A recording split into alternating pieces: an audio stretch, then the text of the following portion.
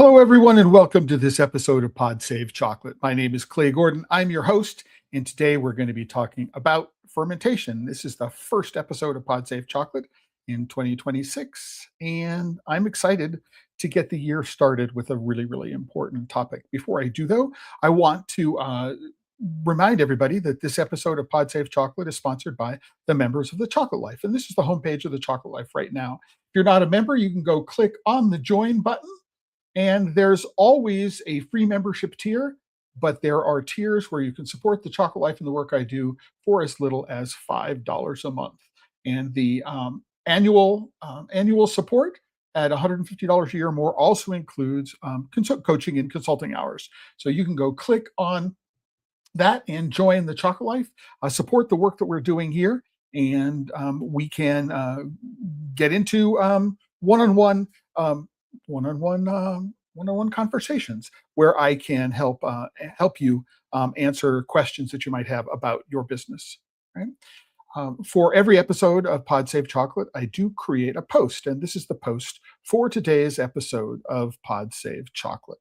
Right? And it's going to be a run of show, and I'm going to be following along. Episodes are not scripted. I'm going to be following along the run of show for the topics that I'm going to be talking about today. And before we get done, just, hey, you can go into the live chat replay for YouTube, or the live chat for YouTube, or the comments on LinkedIn and Facebook, and you can let me know where in the world you're connecting from. And if you also have a question or a comment that you want to ask about anything that I mentioned today, you can get that up on the screen as well. Also, if you're watching on a computer and you have a phone handy, you can click on the QR code that's in the upper left-hand corner of the screen right now, and you can follow along on your phone with what's going on as you're watching. If you have split attention, or you just need two devices for one reason or another. So anyway, with that, let's go and jump in to the topics for today's episode, which is fermentation is a crucial step. Some might argue the most important step, but it is an important step in converting a raw cacao seed, right, and being able to develop the precursors for not just chocolate flavor, but other flavors which are considered to be important for a cocoa bean, a cacao seed, to be classified as a fine and flavored cacao. So if we want fruit notes and nut notes, we want floral notes and other flavors to be in our chocolate, the place to start is going to be in fermentation. Fermentation is really important. And that should be no surprise to anybody who is in the chocolate making business. We not only source our cocoa beans based upon the genetic variety, but the producing country, right, as well as whether or not there is a specialty fermentation associated with them. Right? But there's been a lot of research that's been published in 2025, building on research going back decades. And I wanted to talk about some important research that has been published in 2025. Right? So the other thing that I want to point out as a caveat here is I'm going to be focusing on research which has been published in peer-reviewed journals. It is not all the research that there is, and I'll be talking about some towards the end of this. There is other research that has not been peer-reviewed, but I'm going to be focusing, for the purpose of today's episode, on peer-reviewed research. It has passed the peer review process. The methodologies that have been used have been shown to be robust. There are lots of reasons to focus on that rather than on anecdotal research. So even anecdotal research, even by people who have a large body of published research in cacao and in other tropical agricultural products. But before we begin, let's talk about something that I brought up in a previous episode, which I mentioned fermentation as something that's going to be something we're going to be following along in 2026, right?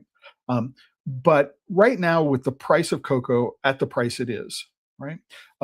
Anything that is being done that is going to increase the price of cocoa, right? And that would be specialized fermentations of specialized genetics in some, highly desirable producing countries, is not going to gain widespread adoption by big chocolate. right? They're already struggling with incredibly high prices, right? And because they're struggling with high prices of cacao, what they are doing is they're looking for alternatives to using cocoa beans. Um, because they believe there will be less risk associated with EUDR compliance. The supply lines are shorter.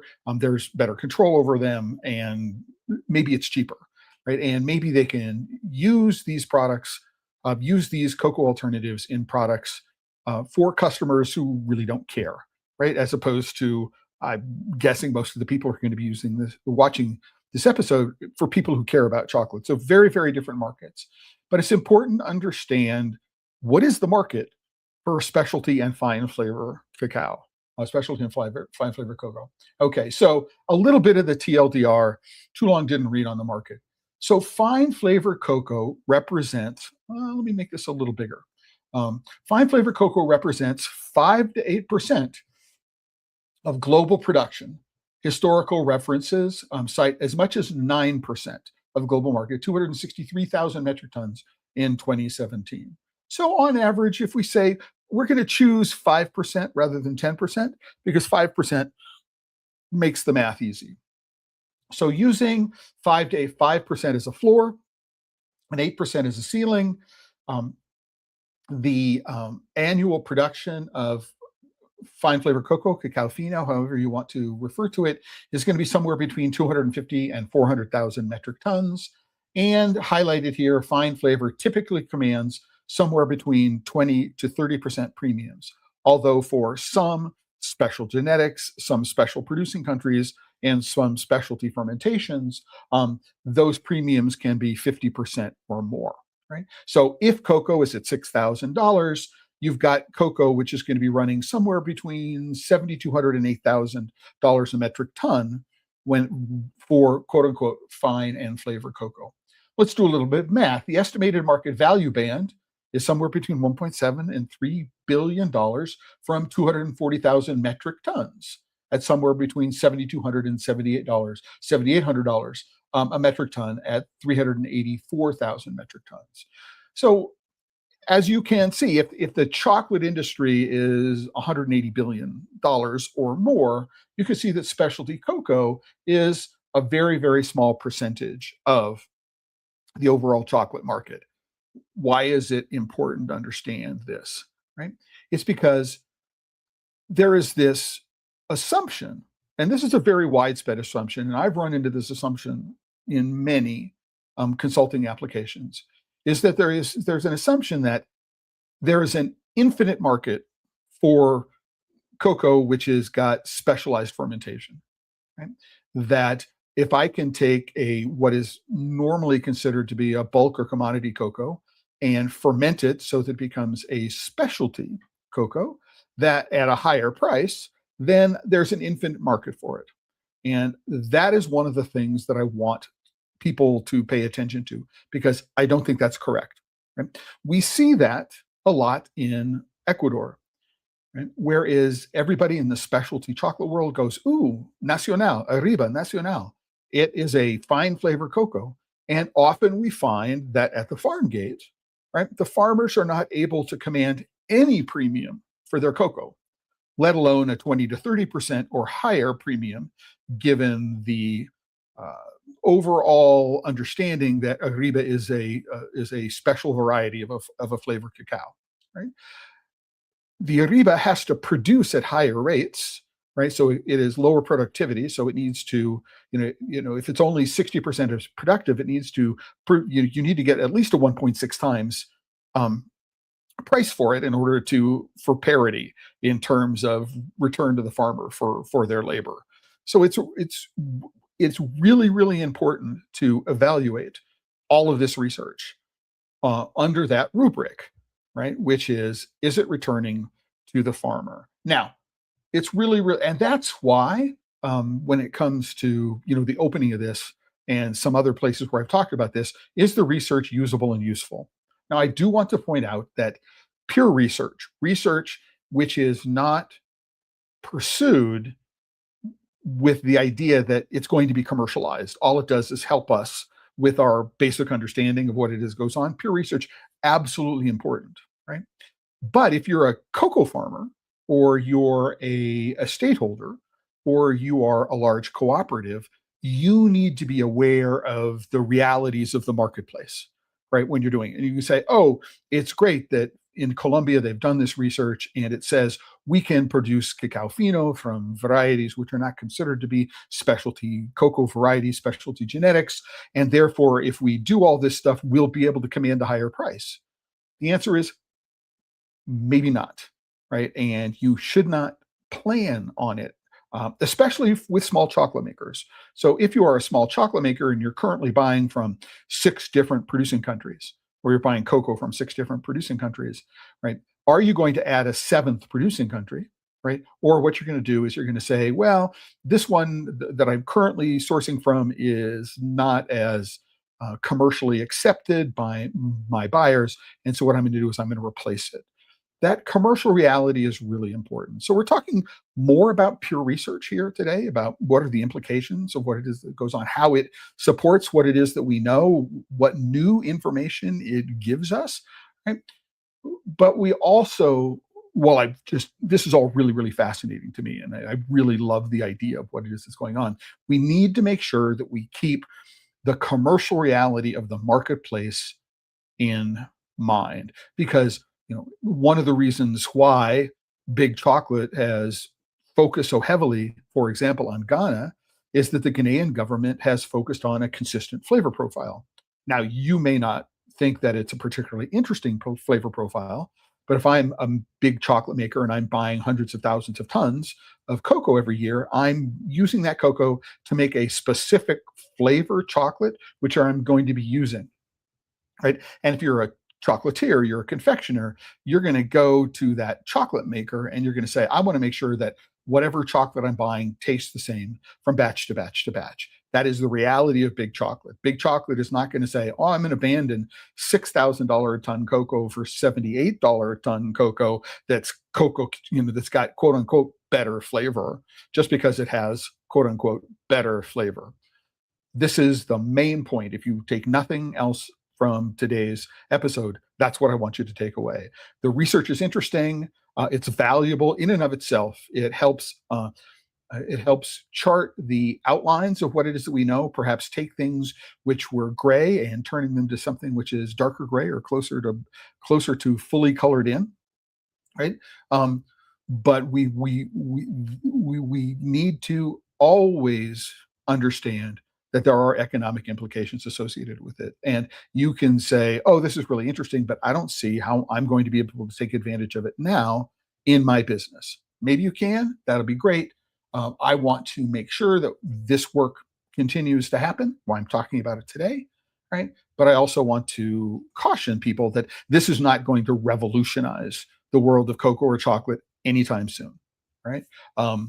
For the simple reality that big chocolate owns 90+% of the market, and they're not looking to replace their current ingredients with more expensive specialty ingredients.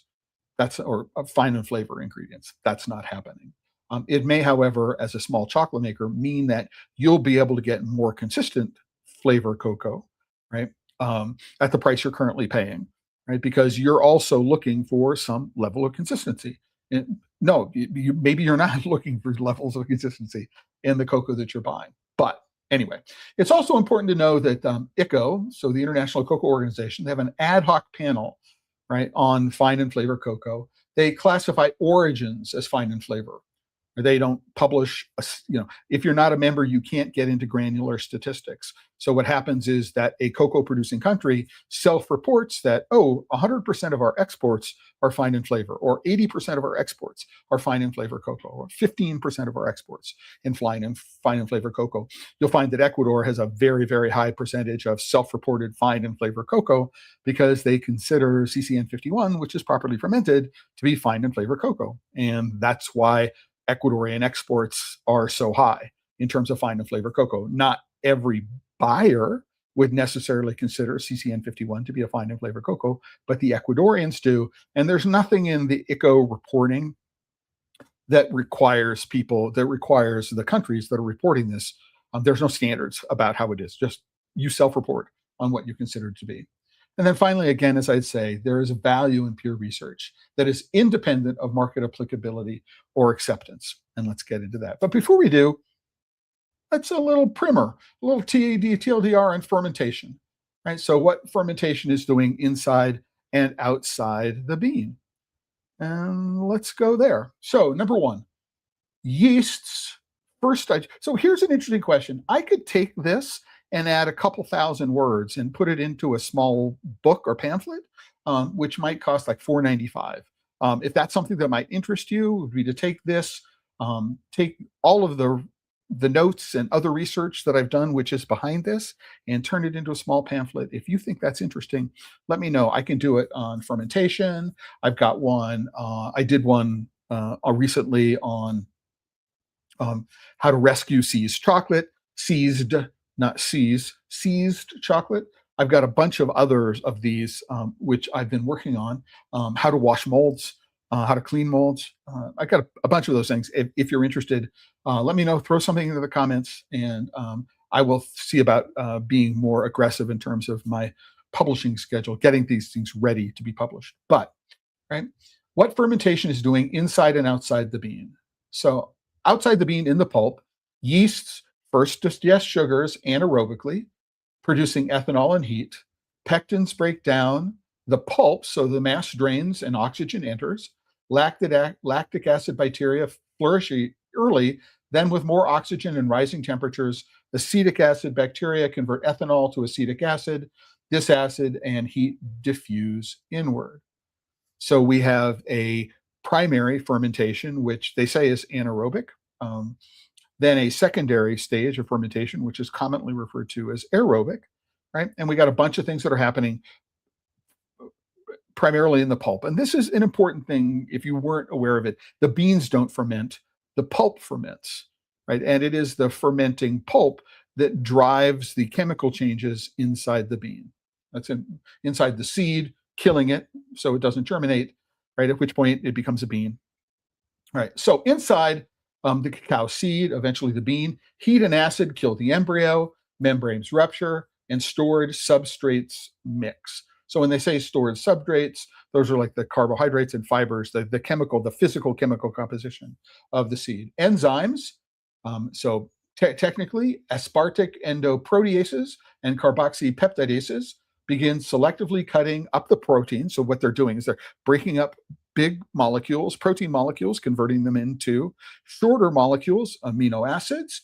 And then what they're doing is they're also taking large sugar molecules and breaking them down into simpler molecules. And all of those become building blocks for Maillard reactions during roasting. So these things, like the shorter chain, the amino acids, the short chain sugars, are the flavor precursors. And those are just two examples of the kinds of chemicals that are available as precursors for the Maillard reaction during roasting.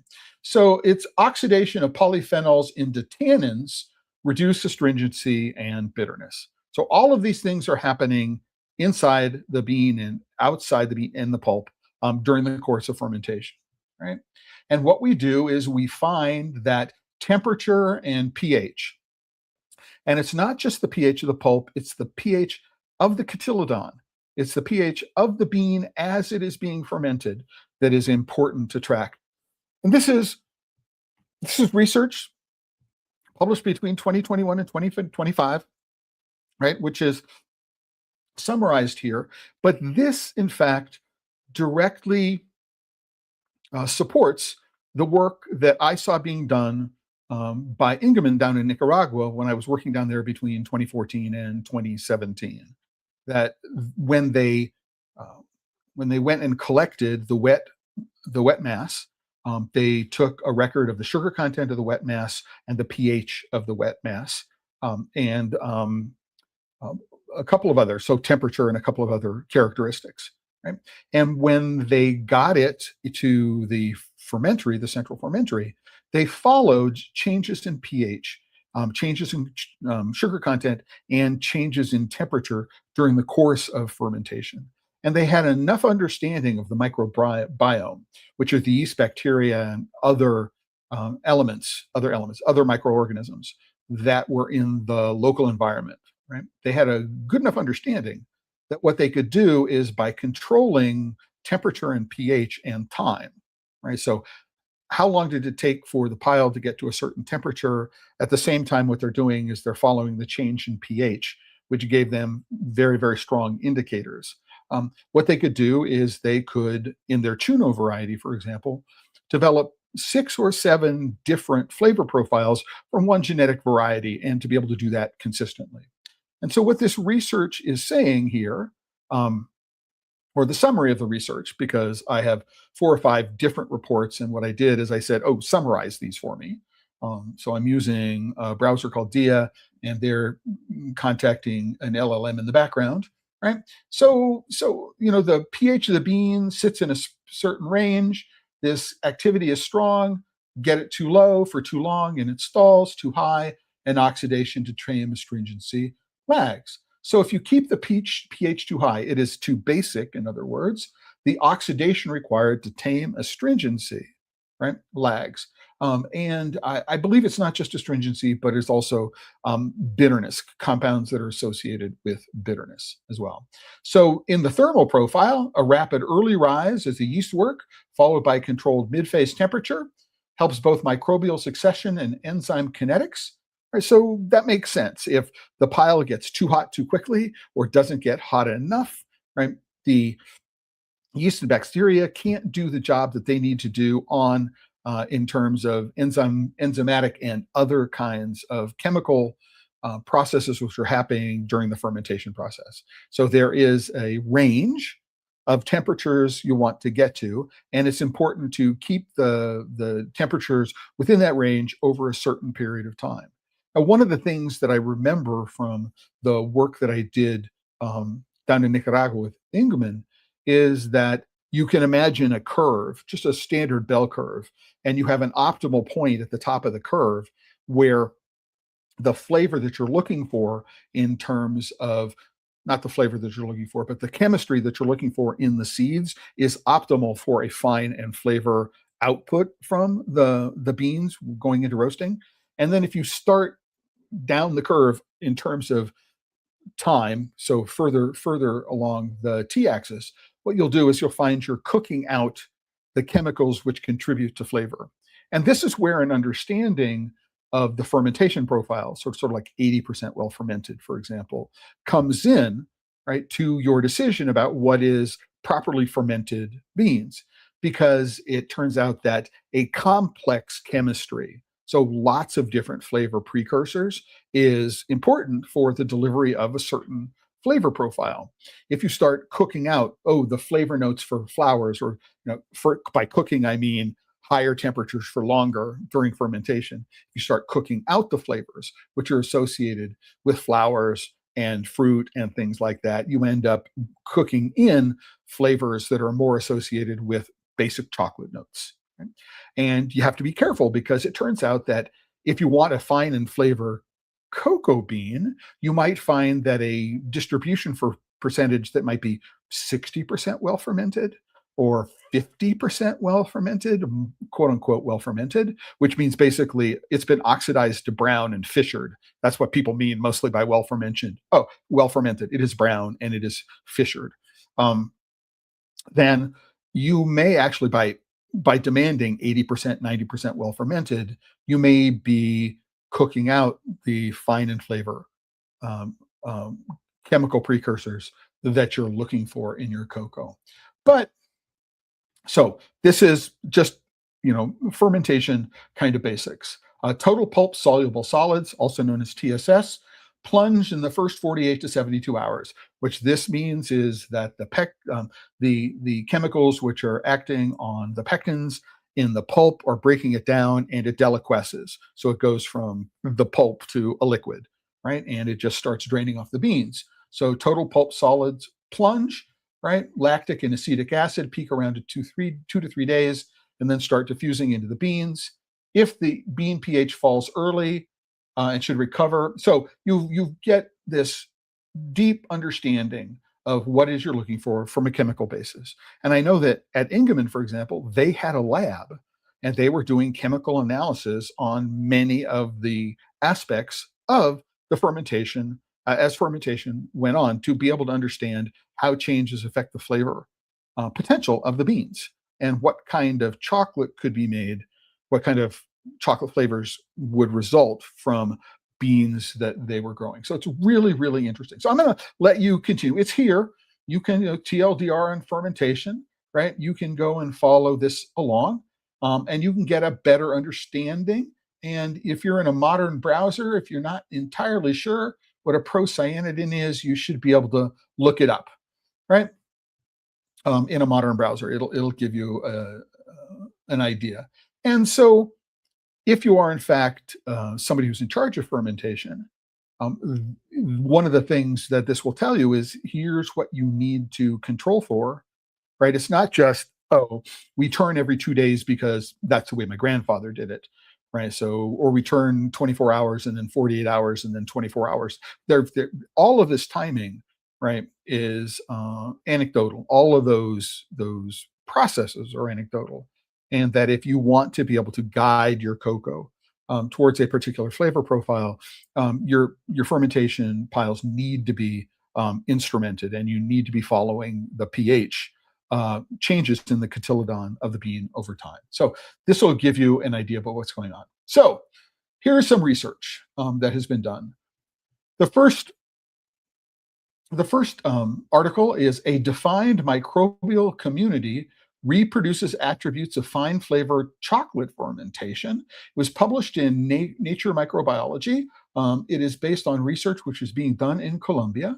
And the takeaway, so the abstract of the abstract in a way, is that defined metabolically competent starter cultures. What that means is you go look through the local microbiome, you identify the strains of yeast, the strains of bacteria, which appear to dominate in the local environment. And what you do is you select from the dozens or hundreds that there might be, you select a certain number of them. And what you do is you create a tailored starter culture. And you need to inoculate the fermentation pile with enough of the starter culture to overcome the naturally occurring yeast and bacteria, the naturally occurring microbiome. What they say is if that you have one of these defined metabolically competent starter cultures, what happens is you can reliably reproduce and tune fine flavor chocolate under controlled fermentation, enabling industrial consistency while retaining origin-linked diversity. So let's point out, however, that our lesson that we learned from the work done in Nicaragua by Ingemann says you do not need to have a defined metabolically competent starter culture. What you can do is you can understand the culture that you have in the local environment, and you can use the microbiome from that understanding. You can fine-tune and tailor your fermentation and drying practices in order to be able to get certain flavor profiles reliably. But if you want to, right, so let's say that I'm a really, really big company. I got farmers from all over the place. What I could do is I could go to their central fermentaries and I could say, let's go use this tailored culture. And what this means is from, hundreds or thousands of farmers from different parts of the country growing roughly the same genetics. What I can do is I can develop a more consistent flavor profile, and maybe that's a good thing.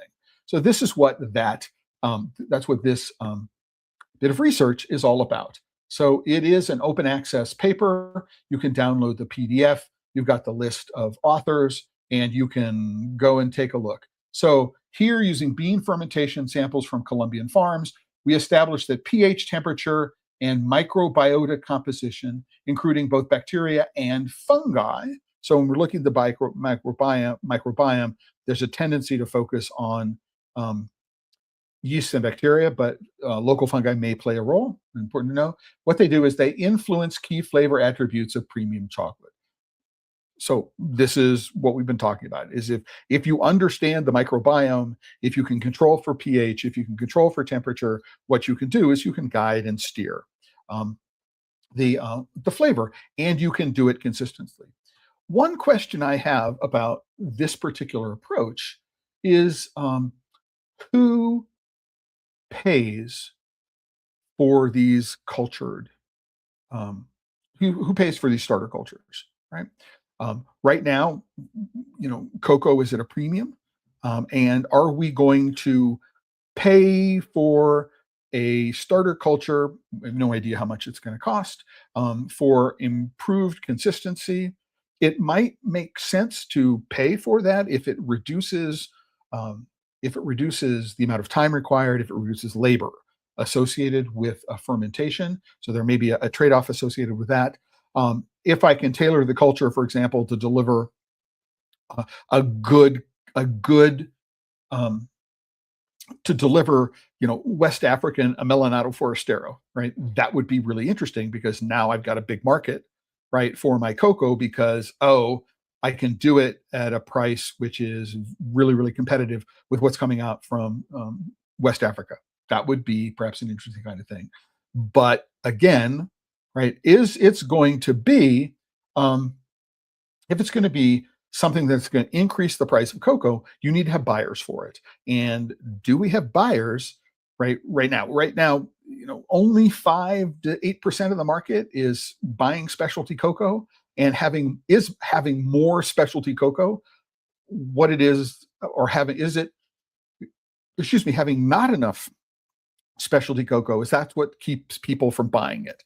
And I don't think that's the case. So number one, who's going to pay for the starter cultures? All right, is one, or am I going to lean into understanding the microbiome, which is local, and controlling it? So different. I have to do the research, no matter what, in order to do that. So it's an interesting question. The other thing that I have is going to be around intellectual property. Right? So who owns the starter cultures? So theoretically possible, what I could do is I could take one of the starter cultures, do an inoculation, and I could propagate those starter cultures myself, right? But like Roundup Ready, and you can't do that. You could be contractually obligated to buy starter cultures from them forever. And if you're dependent upon this one company for starter cultures, and they keep raising the prices and raising the prices, and there's a monopoly on the IP, I think that's a bad idea, right?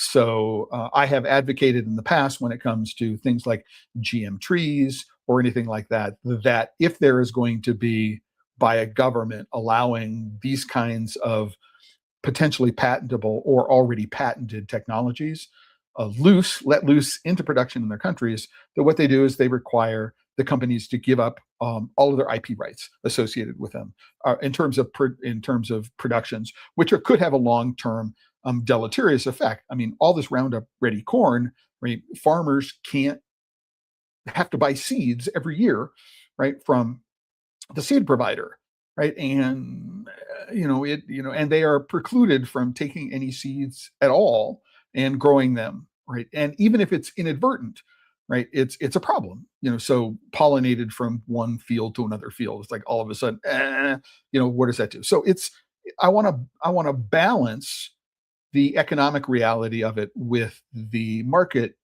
forces around um, IP protection. So I've got a quick question here from Kyle Joseph, who's great stuff. It's amazing starter cultures aren't more widely used, especially considering how widely used they are in other types of fermentation. Kyle, I understand, all right, but let's think about where the fermentation for beer happens and where the fermentation for wine happens. Let's just pick those two examples.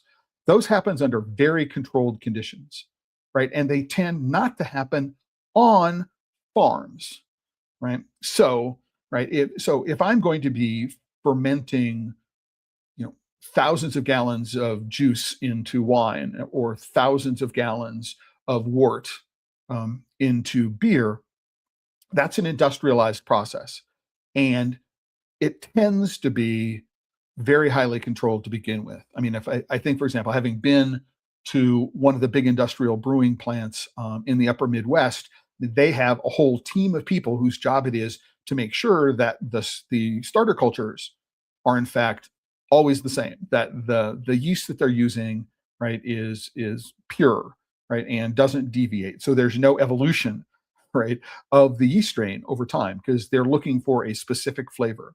Now, even though wines, I mean, there is this understanding that a 2024 vintage is going to be different from a 2020 or a 2025, and that the inputs, so the sugar and other contents of the juice that they've extracted from the grapes, is going to be different from harvest to harvest, right? There's an expectation that, oh my gosh, all right, um, um, in those in specifically in wine, we expect those differences to occur.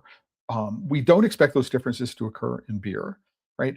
And I think the question is, the person who is brewing the beer or brewing the wine or doing the fermentation, for the beer and the wine, um, they're the ones who are paying for this, right? So the agricultural product, the grapes, the barley, right, the barley malt, the rice, whatever it is they're using for the inputs for this, is delivered to their factory, and it's not being done, right, at the farm level. And who's paying for it? Right. So you, the consumer, are paying for it in the beer and in the wine. It's an ingredient, right?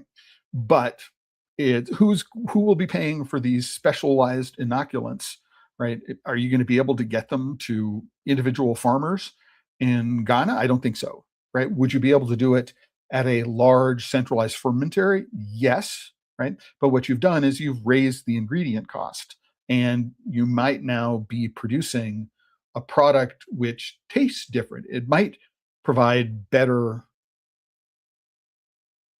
quote unquote quality in terms of the ability to produce more interesting flavors that some people are looking for. But are those flavors the one that big chocolate is looking for?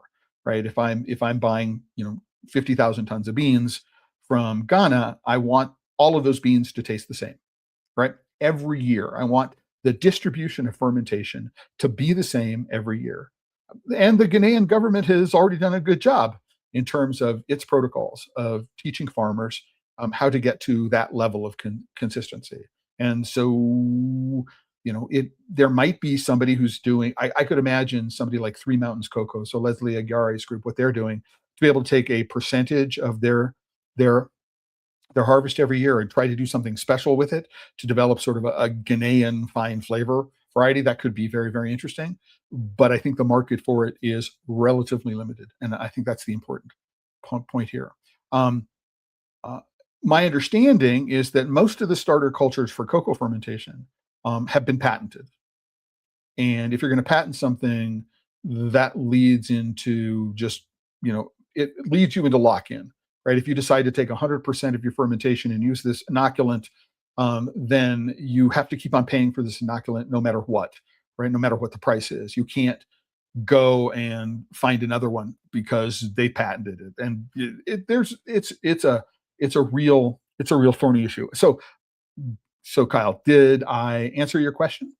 Um, if you have more questions, let me know because I think it's a huge, right. I mean, as a geek, I understand. Oh my gosh, if I can get an inoculant, and what I can do is I can use that inoculant just with my existing fermentation protocol and drive the fermentation to a particular direction. Why not?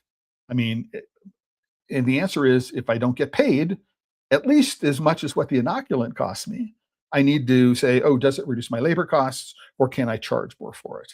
And I think it is the combination of IP, the amount of labor involved, who pays for it, and am I going to be able to recoup my costs that go into answering the question you asked of why other people are doing this. So, hi Clay, what would be the right ingredients for a type of sourdough starter for raw cocoa beans? So, Alexander Kaminsky, on LinkedIn. So a sourdough is a type of what it traditionally, right, until modern times, has been a form of wild ferment, and we're looking for a variety of uh, yeast and bacteria which exist in the local environment. And for example, in the San Francisco Bay Area, there is a very specific colony or colony collection of yeast and bacteria that will produce a uniquely identifiable flavor. right, in bread, right? And San Francisco sourdough French bread is, you taste it and you go, it's different from other sourdoughs. I've made my own sourdough starters. Um, I There was somebody who is a member of the Chocolate Life who was down in Belize, and what they'd done is they'd taken cocoa tree leaves, cacao leaves, and they cut them up and they added them into flour and they massaged the leaves and the flour and they inoculated the flour with the microbiome which is on the leaves. I did something similar. What I did is I took the cacao pulp, right? And what I did is I used it to feed my starter, right? Which was just a wild, yeast from Brooklyn, right? I created my own starter by inoculating it with just um, the bacteria that were in the yeast and bacteria that were in the air in Brooklyn. So, what would be the right ingredients for a type of sourdough starter for raw cocoa beans? The ingredients, right, when we, for the work that Ingeman did in Nicaragua, was the specific yeast and bacteria that were already present in the local environment. So it turns out that there are versions of Saccharomyces that you were dominant, and they would use those. I may have a list somewhere in my research that says here's what they found were the dominant varieties which occurred locally in Nicaragua. And if I can find a picture, and I think I have permission to reproduce it, I will put a copy of it up on the screen. But Alexandra, the way to do it would be to do an analysis of what exists in the local environment and then find a way to reproduce that by growing that in a lab, right? And what I learned by the work that I was doing in Nicaragua is that even though you might have substantially similar varieties of yeast and bacteria growing in Nicaragua or growing in Colombia or growing in West Africa, the relationship of these yeast and bacteria and which ones dominated might be different, right?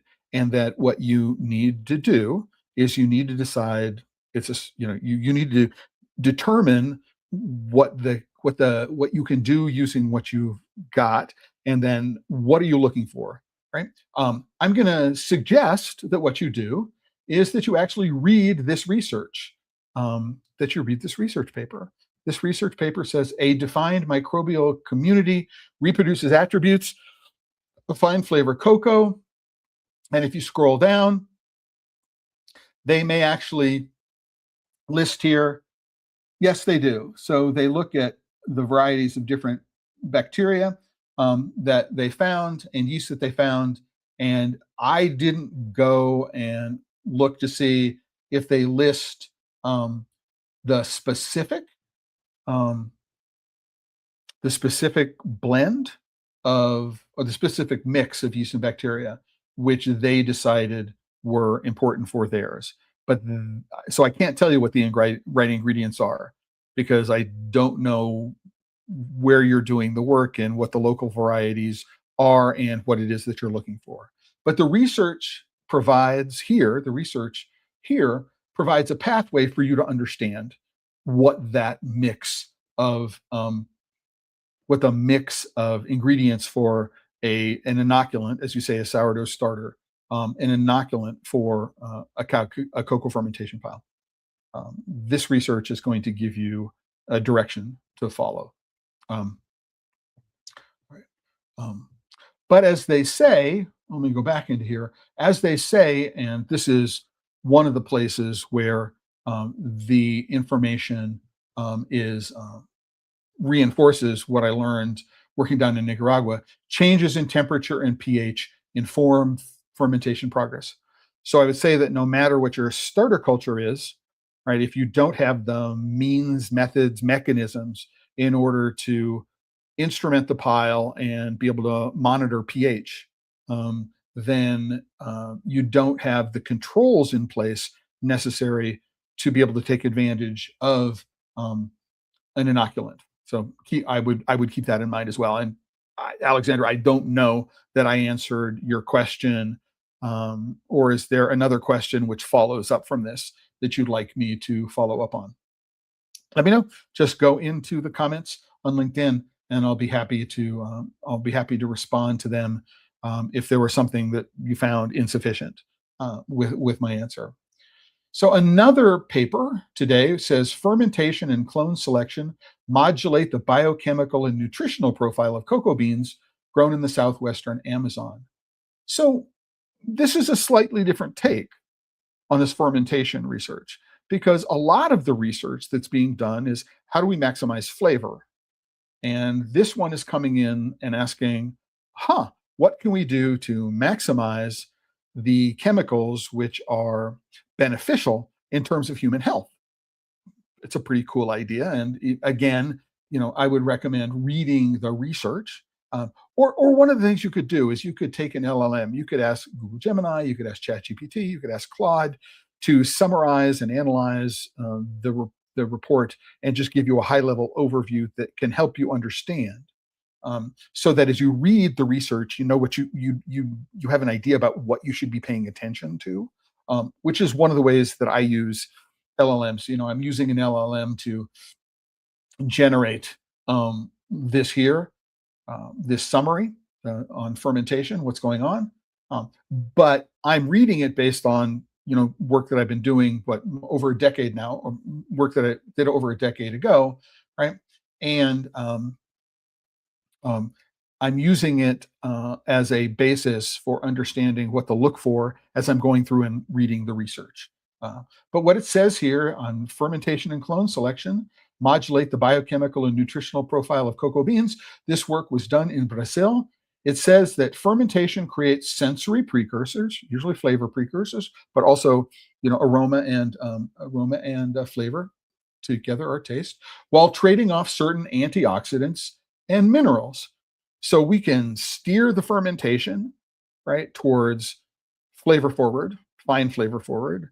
But in doing so, what we might reduce is the healthy chemical aspects of antioxidants, minerals. NF here is non-fermented. So non-fermented cocoa retains bioactives, but shows higher oxidative markers, and it might have higher bitterness and astringency as well. So there are some negative associations with raw cocoa that has been not fermented. So clone responses are genotype dependent. So a different genotype is going to respond to fermentation. One is going to respond differently from another genotype, enabling targeted selection and blending strategies to balance flavor and functionality, which is a pretty cool idea. I like this idea, clone responses. So I could do a blend, for example, of CCN51 and other things. They have varieties here, EEOP, CPEC. These are variety clones which are native to Brazil. So what it says is I could ferment CCN51 for a particular under-ferment. Well, I don't necessarily know that I know that I don't want to over-ferment CCN51, because almost all of the bad associations we have of flavor of CCN51 have to do with over-fermentation.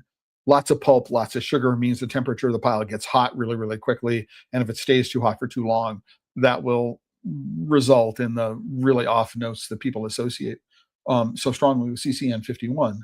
So what you might want to do is you might want to take variety A, ferment it to maximize the antioxidant and other mineral content that would associate with health benefits, theobromine, for example, which has implications for anti-aging, right? And then you would take another variety, you would ferment it for flavor, and you would blend it.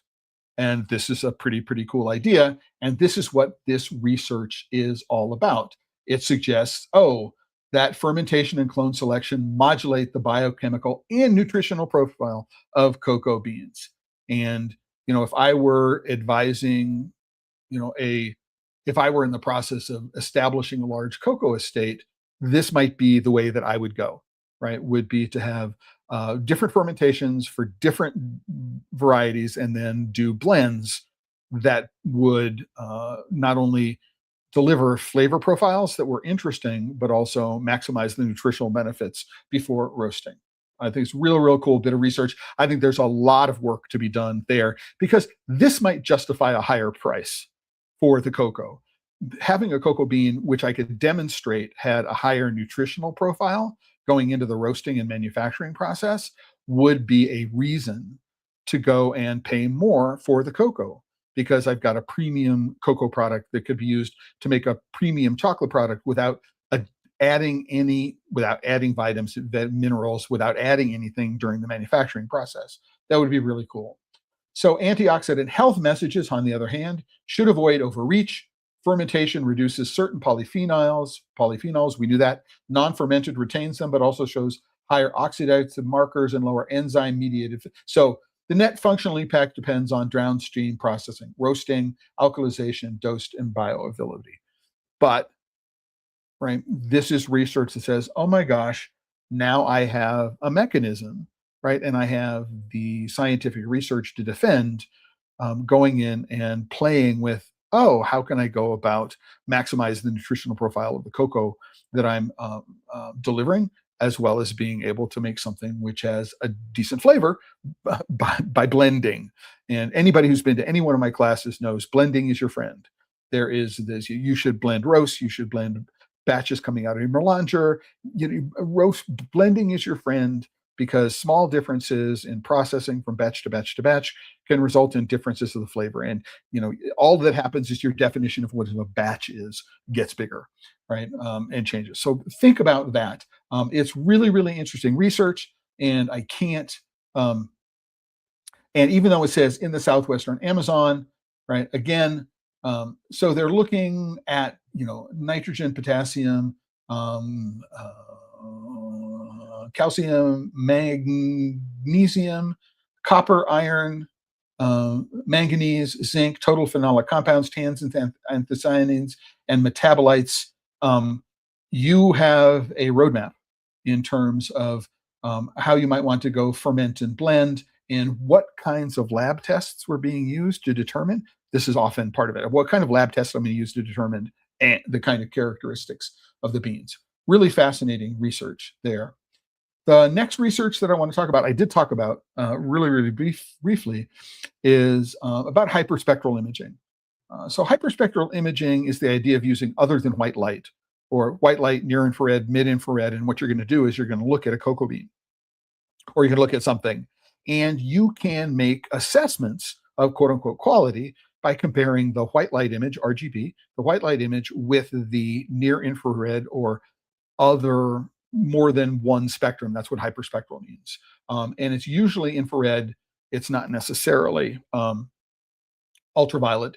But what you can do is you can then get a relatively inexpensive scanner, and you could do a scan of a cocoa bean, or you could take a picture of a cut test, and you could determine not only the distribution of fermentation, but what you can also do is you can also say, oh, what is the cadmium level in here, which would be really cool. What is the moisture level in these beans? I mean, it is really fascinating research. And one of the things that this particular research talks about is that they use, again, multimodal. So they use more than one type of camera to take these pictures. So not just more than one spectrum of light, wavelength of light, but different cameras. And then they merged the results from these different cameras to get a single data set. Right? But what they also did is they correlated it to physical and chemical composition. So they then did mass spec, chromatography, they used other things, and that they were able to correlate what it is that they were looking at in the images with the chemical composition of the fermented beans, right? And some of the claim is that some of the scanning techniques take too long, right? So, but a cut test takes a long time. I have to randomly sample, put them in a guillotine, cut the guillotine, do all this counting. Is it slower to take a picture of them, right, under a particular device? I don't know the answer to that question, but this whole notion can be used to understand, oh, for example, do I have a cadmium problem with these beans? Do I have, is there a moisture content issue with the beans? I could be looking at fat composition of the bean. I could be looking at free fatty acid composition of the bean. I should be able to tell just from a picture by connecting it to a physicochemical database. I should be able to develop a large enough data set that I have statistical correlation, which rises to, enough of a confidence level. Does it need to be 6 sigma? I don't know the answer. Could it be 5 or 4? The answer is absolutely yes. And it's really, really cool. And there's another bit of research that I'm going to point to, but it could also help. If I could have a scanner, I could say, oh, this bean didn't originate in Colombia. It originated in Ecuador because the spectral signature is wrong. It can be used to combat smuggling as well. That was a really, really cool idea.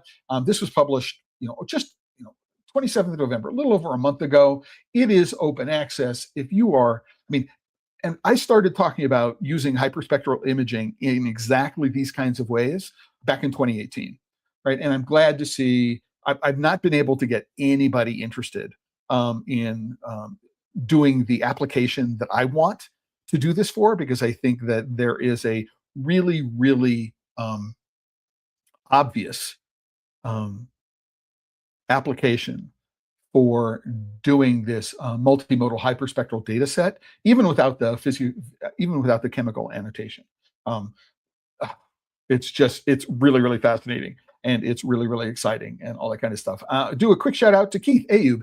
Keith is a regular contributor here in the Chocolate Life, a lot on heavy metals in cocoa and chocolate, but also he's in New York, and he's my eyes and ears and mouth in New York City at the moment. But so many layers of issues on this topic. As for enhancing the nutritional profile, such a big difference between actually doing that and what you can claim about it afterwards. That's absolutely true. The US regulations and EU regulations on what constitutes a health benefit claim and how you have to document it and how you have to support it, and the claims that you can and can't make are very different. However, if I could go and determine relatively inexpensively that these beans had a high cadmium level, or these beans had a high lead level, or these beans had a high arsenic level, for example, or I would be able to go and say, oh, these beans might better be used for non-consumption uses. They might be used for topical or some other aspect. So there are ways of, if I can do this inexpensively, right now, if you're a small chocolate maker, you don't do any of these tests. And even if you have a phytosanitary certification from your provider, they're not doing lead tests and cadmium tests on every batch of beans for every harvest, right? If there was a way of, again, having a relatively inexpensive handheld scanner, right, that you could just take a picture of a bean and it would tell you something about that bean, that would be really cool. It could tell you about the protein content. It could tell you lots of things about the beans. Now, again, Keith, you point out, let's say I have a bean that's relatively high in magnesium and manganese and zinc and iron. And what would I do with it? Could I make a health benefit claim and a nutritional supplement? Probably not, right? But being able to make negative claims about it, right? Oh, if I had a higher protein bean, could I say anything about high protein without added protein? I may be able to. You'd need to look at labeling laws and the laws around nutritional claims. But it does give you a place to start from, which I think is really, really interesting. Next bit of research.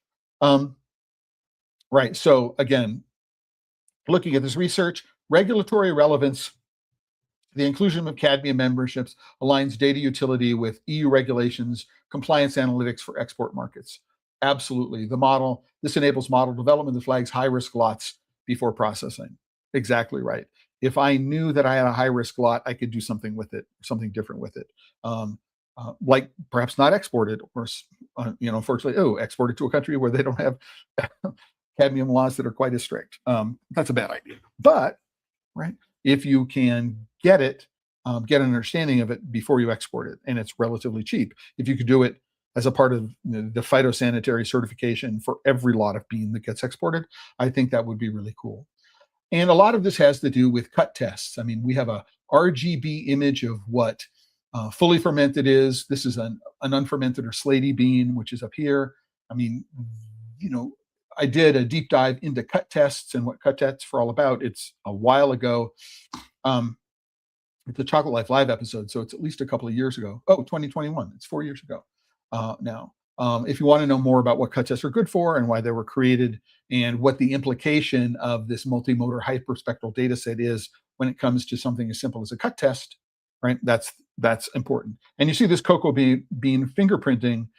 That's where I say, oh, we could determine with a very, very simple hyperspectral scan that these beans came from Colombia, even though somebody was saying they came from Ecuador or vice versa. So that's a really, really cool. It's a multi-country study. And again, this is my comment. When combined with hyperspectral imaging, the two techniques can quickly identify smuggling. So correlation networks provide an unsupervised, scalable framework. Right? And so if I'm like trying to classify hundreds of tons or thousands of tons of cocoa a year, this could be cool. But it could be done using photography, hyperspectral imaging, and machine learning, right? To be able to do all this as a part of the cut test, as long as the cut test was being done under controlled conditions. And that's another aspect of this. So let's want to go talk about that.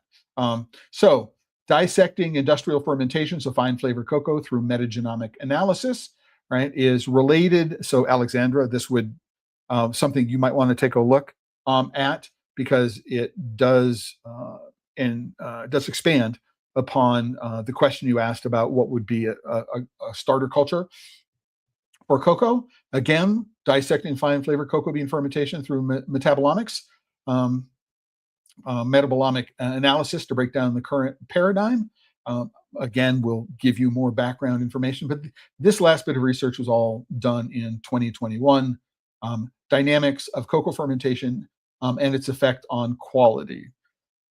And this is something that I talk about a lot, the idea of quality. Quality is in the wallet of the buyer. What you think is a quality cocoa, right? Oh, I need cocoa which has got a specific distribution of fermentation because I know that that distribution of fermentation is going to enable me to make a chocolate I already had to make without changing the recipe. And quality, therefore, for me, is consistency. And so that could be, that needs to be considered when it comes to any notion of cocoa fermentation and its effect on quality. Is what do you mean by quality? If you're looking for something that's going to deliver nuanced, delicate flowers, fruit, or non-chocolate flavors for a bar that you're making from the cocoa or a product that you're making from the cocoa, your definition of quality is different, and you may be willing to pay more for it. But this discussion of quality in this particular context, and having it as a bit of peer-reviewed research, which shows up in Nature magazine, I think is really, really cool.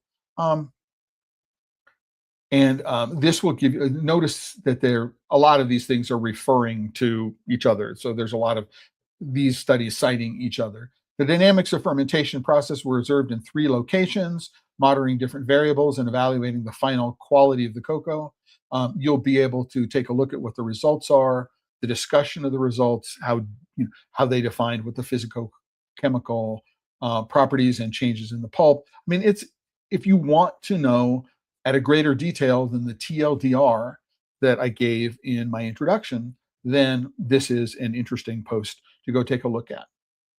Now, I'm going to close with something that I alluded to right at the top of today's episode, which is that there is a lot of research which has not undergone peer review. And I've spoken about some of that, especially the work of a researcher by the name of Alberto Escos. And I did that in an episode of Pod Save Chocolate called Reimagining Fermentation, right, which is episode 67. You can go learn. He talks about trop mix, anima, and others other fermentation that he's done. We think of Valrhona double fermented with fruit. It originated out of Bertus's work on trop mix, right? But there's also a follow-up episode 68, right? where I did a deep dive on fermentation as a refresher course, which is going to complement a lot of what it is that I talked about in today's episode. There's a lot of background there that you might find useful and usable even. But what I do want to say, I did a little research. So Eskis's fermentation researchers focus on innovative method, which aim to create high quality fine cocoa and unique flavors by manipulating the pulp environment. Right now, one of the things that his most recent research has been doing is how do I create a cocoa with very low acidity, right? And why do I want to create a cocoa which has got very low acidity?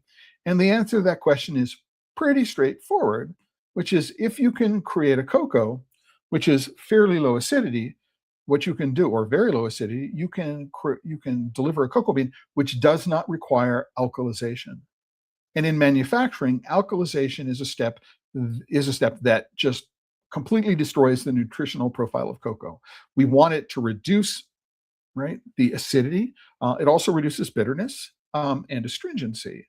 But if we can obviate that step and deliver a cocoa bean that doesn't require it, we can save a lot of money because the cocoa doesn't need alkalization. And as a result, we're also delivering a cocoa that's got higher nutritional profile coming out the other end. Again, Keith, you're absolutely right. What we can do by making claims around that nutritional profile, or something else indeed, something else differently. But what I do need to point out here is that I wanted to focus today on peer-reviewed research. And even if you go to this ResearchGate link, which shows you a list of a bunch of publications, 102 publications, and you can go and find the publications that he's involved in around. So coffee rust, large genetic diversity of refined flavor traits unveiled in cacao, with special attention to chuncho in Peru. He's got a lot of background, right, and a lot of cred as a researcher.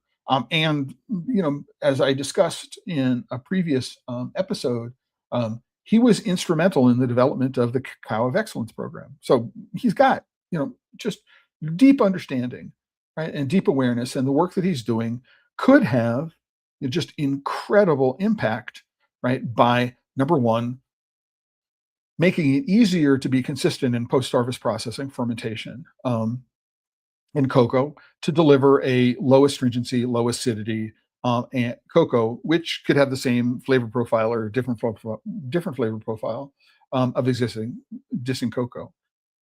But I wasn't able to find any of the research associated with his Anima Tratema and Tropmix programs in peer-reviewed research, which is one of the reasons why I didn't discuss them today. But I did want to include that note because he's an interesting fella. He's quite colorful. I've met him in person in Brazil and other places.